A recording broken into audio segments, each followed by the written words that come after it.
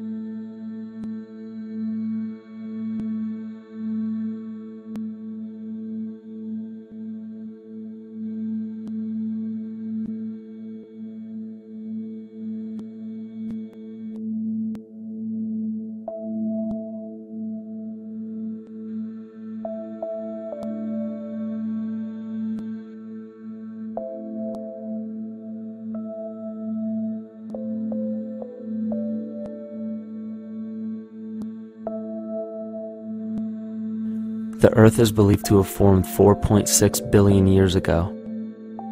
Within the first 150 million years, it began cooling and releasing gases from the lithosphere, which created the earliest forms of the Earth's atmosphere. Prior to the creation of this atmosphere, the sun's ultraviolet radiation made for uninhabitable conditions. But as the Earth cooled further, water condensed in the atmosphere, and oxygen accumulated, making way for organic compounds. This spawned single-celled organisms, and then plant life. And down through time, the evolutionary chain continued. And then we arrive at a species that does not seem to fit as well as the rest. Homo sapiens' gestation period of 9 months mimics the 3.8 billion year evolution of all life on Earth. The human embryo repeats the evolution of all species. When the sperm and egg unite, this new creation is a single-celled organism. Within hours, this single cell divides and multiplies more rapidly than any other species. 4 weeks later, the embryo begins to develop gills mimicking aquatic life. A few weeks later, it develops lungs and a tail with reptilian appearance. From there, a mammal is recognizable, and then onto a primate form. It then sheds its laguna, which is the embryonic fur, and at last shows the characteristics of a human child. The human body is a community of approximately 50 trillion cells. Everything the body does, the cell does as well. Cells have respiratory and excretory systems. They feed, feel, think, and communicate with other cells. Trillions of cells make up a single organism called the human body, and billions of human bodies help make up the organism we call Earth. The Earth has more similarities with the human anatomy than you may think. Earth has its own electromagnetic generation, just like the human body. Research has found that a direct current of electricity flows through perineural cells found around every nerve in the body. These pathways are called energy meridians and have been used in the practice of acupuncture for at least 2,000 years. Dating even farther back is the notion of dragon paths or ley lines in which many megalithic structures and stone monuments were erected, marking the energy meridians of the Earth.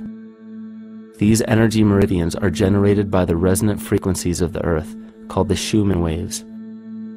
Each planetary body has its own resonant frequencies and is determined by the circumference and diameter as well as the speed of orbit and rotation.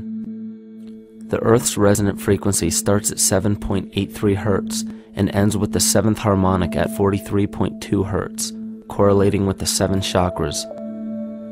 Ultimately, the greatest discovery of our Earth is its consciousness. A visible attribute of consciousness is an energetic field that governs the shaping of organisms. Morphogenesis is a scientific term to explain this very shaping of tissues, organs, and entire organisms. Consciousness is the creative force of the entire universe. It has been given many names such as God, Yahweh, Krishna, nature, the field, and divinity. The entire universe is in fact a single living, conscious organism with complete awareness of itself.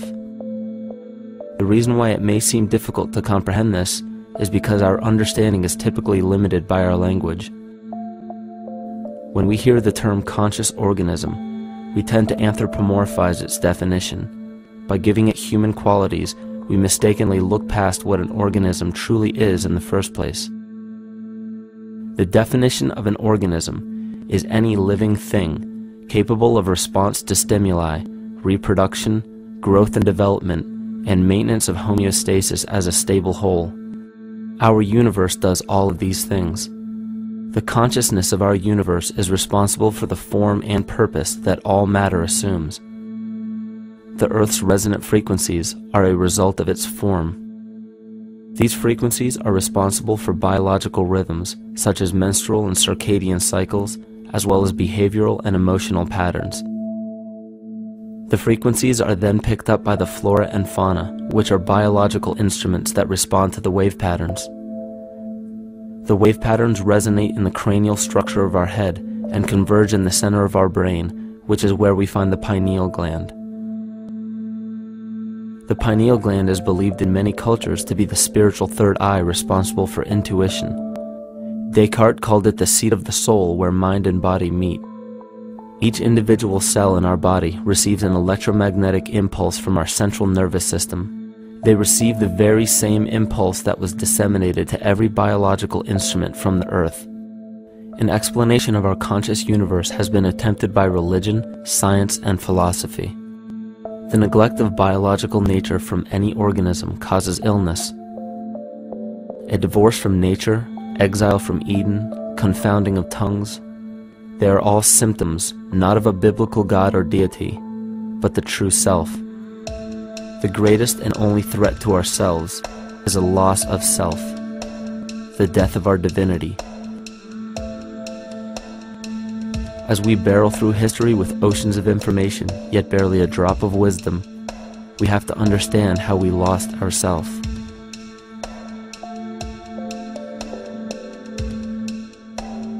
In sacred texts and ancient scriptures left by our ancestors, we find an incredible link between stories of creation, a great flood, the war of the gods, the Messiah dying for the sins of man, end-time prophecies, and similar characters.